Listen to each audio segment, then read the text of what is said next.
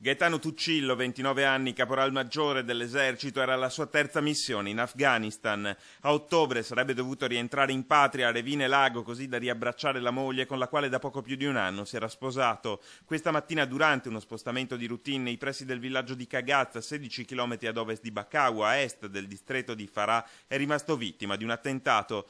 Nato a Pomigliano d'Arco, in provincia di Napoli, Tuccillo si trovava su un mezzo italiano che opera nel contesto della missione ISAF. Durante il tragitto, l'esplosione di un ordigno parcheggiato lungo la pista. A portare la notizia a Revine questa mattina è il generale Salvatore Camporeale, che guida il reparto di Tuccillo. Purtroppo sin dalle prime ore la notizia ci è stata confermata e tutto il battaglione logistico Rete si è stretto attorno alla famiglia del caporal maggiore scelto Gaetano Tuccillo. Il comandante ed io ci siamo catapultati presso la residenza della moglie per darle un supporto, oltre che starle vicino all'atto dell'apprensione della notizia.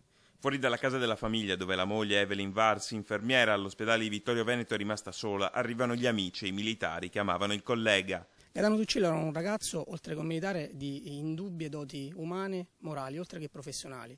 Esperto militare, da sempre impegnato nelle operazioni fuori area. Intanto la psicologa dell'esercito ha fornito alla donna il primo supporto. Il supporto psicologico assume una rilevanza fondamentale su richiesta delle famiglie, quindi non è imposto.